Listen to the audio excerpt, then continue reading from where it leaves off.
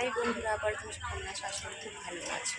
আর আসলে আজকে হচ্ছে শনিবার, আর তারপরে আজকে জন্মাষ্টমী পুজো দিতে আসছি বড়ো বাবা। শনিবার না, আজকে বড়ো বাবার জন্মদিন, ঠিক আছে, তাই পুজো দেওয়া হয়ে গেছে, হাতে আছে। আর সকাল করে আসছি, একবার দেখছি প্রচুর লাইন, ঠিক আছে, লাইনটা দেখছি সবাই লাইনে আছে।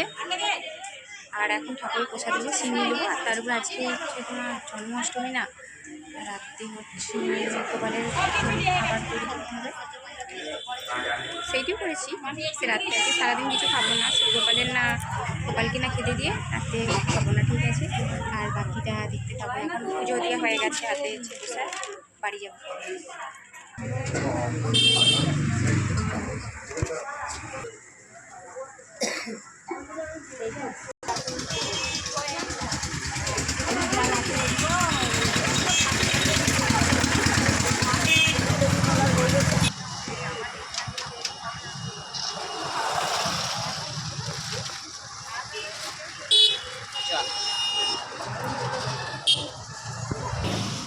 হাই দেখো, এত রোদ, আমি তো কিছু দেখতে পাচ্ছি না, প্রচুর মানে রোদটা এত বেরিয়েছে কি বলবো। আর পুজো দিয়ে একটু বেলাবেলি চলে এসেছি, এখান থেকে বেরিয়েছি 10টার সময় করে, 10টা, হ্যাঁ 9:50-এর মধ্যে বেরিয়েছিলাম। আর পুজো দেওয়া হয়ে গেল তাড়াতাড়ি, এখন একটু ভিড়টা কম আছে।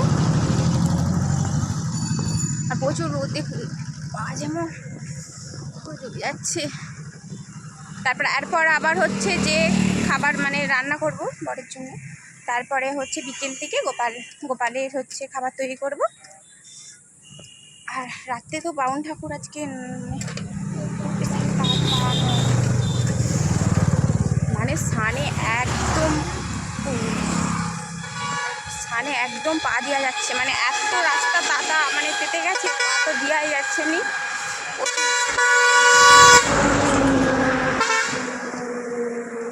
আর আজকে আবার বাউন হচ্ছে 9টার সময় আসবে, কেন চারিদিকে পুজো আছে না, ওই জন্যে একটু রাত করে আসবে। বাকিটা দেখতে থাকুন। হাই হচ্ছে বাড়ি চলে আসছি, এখন হচ্ছে মন্দিরে বসে, এই মাত্র বসলাম, এত রাস্তা দিতে গেছে কি বলবো। আর তারপরে যে মা হচ্ছে প্রসাদটা এখন খাবে, মানে চিনি খাবে, আর আমি তো খাবো না বললাম। আর আমি এসেছি রাত্রে গোপালের পুজো না হলে আমি খাবো না, ঠিক আছে, বাউন ঠাকুরতে বললাম আসবে। আর এখন মাকে বললাম খেয়ে নিতে চিনিটা।